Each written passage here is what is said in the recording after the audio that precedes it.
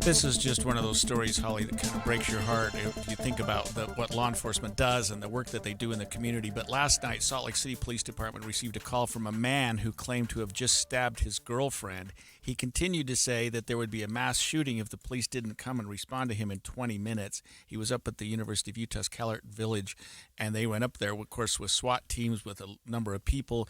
They did what they called a shelter in place for all the residents up there. In other words, everybody stay in your room, stay in your door, don't do anything else. Police came from other areas where they could have been working, went there, went door to door to door to door, and after some time decided that the whole thing was just a hoax. And that's awful, right? I mean, that's swatting.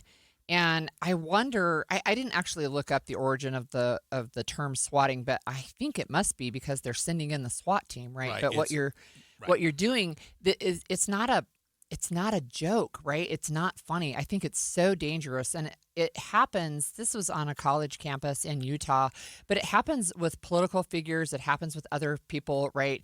Is somebody will report a crime and they'll give the address to this political figure or whatever. And I think it can have deadly consequences. Oh, yeah, and it has in the past. In 2017, a Wichita man was killed after a swatting incident ended in a police shooting, because when the police go, they're expecting the worst, especially think of what's happened. I'm going to do a mass shooting. At schools in the last several years. And so police can't take those anything but seriously. They go there with the guns drawn. Yeah. They've got the SWAT team. They're ready for the worst, and then they see something that may not be the worst, but they've got to react to it. And the legislature has taken this very seriously as well. You know, it was, what was it, a month ago we were talking about road rage and sort of the phenomena there that we hadn't dealt with before, and the legislature coming in and saying that's going to be treated more seriously. They did the same thing with swatting. It's now a serious crime, which could be punishable up to what we call a second-degree felony, 1 to 15 years in prison. Wow. If you disrupt a school, which is exactly what happened here. Wow. We have former FBI agent Greg Rogers on the line with us. Welcome to the show, Greg. Thanks. Always a pleasure. Can you tell us from your perspective what is behind people who do this kind of swatting? There are several different motivations. I think when you mention the political swatting incidents, I think that's just sort of a way to harass someone that you disagree with politically. These sorts of incidents, like at the university, though, that's different. This is somebody who is getting a kick out of watching this happen, and it's incredibly dangerous. And that's they're feeling some sort of sense of empowerment by being able to cause a SWAT team to show up at a location, shut it down, and I think it's highly likely whoever made this call was watching. Greg, can you tell us, just as a former law enforcement officer who's no doubt been called out on situations like this, tell us what's in the mindset of a police officer when they get called out to something like, I've just killed my girlfriend, and if I don't have any response here in 20 minutes, I'm going to start shooting up the campus. I mean, it's not just the kind of thing you show up and knock on the door, right? No. I spent 20 years on SWAT teams, and when you get a SWAT call out like this, where you have an active shooter on a campus, you show up ready to go. I mean, when they're clearing rooms, you're literally geared up. You know, your weapons are at the ready, which of course means you don't have your finger on the trigger, but your weapon's at the ready and your finger's on the trigger guard. Your adrenaline's very high. You believe you're looking for an active shooter who's getting ready to kill people. I mean, so it's a very dangerous situation. You have things could break bad really easily. And it takes law enforcement away from other duties. I mean, you call out the SWAT team, you're calling out with some departments and some agencies. A fair number of individuals. An actual call.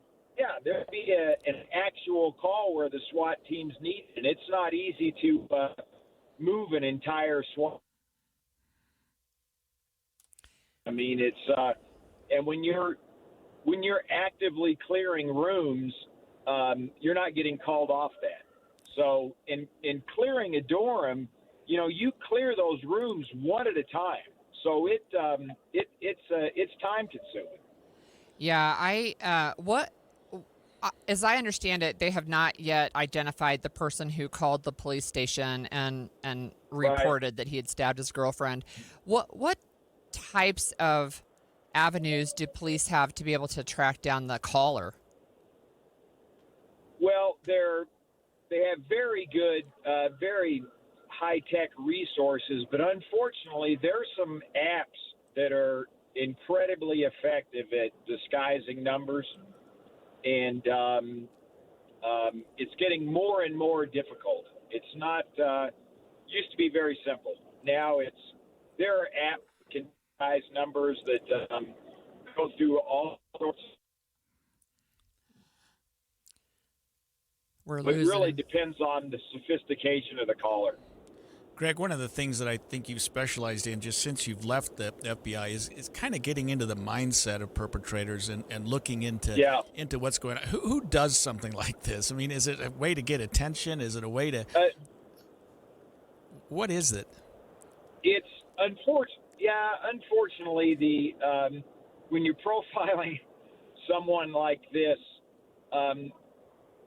you're again looking at how sophisticated they were in setting it up, and it looks like this individual was pretty computer savvy, and then you're trying to determine the motivations. And since he didn't really give the specific name of someone, which would indicate that he was he was acting out against a specific person, meaning he didn't give the specific name or of an individual. This looks like someone who was trying to prove a point and to not get attention because they don't want to get caught.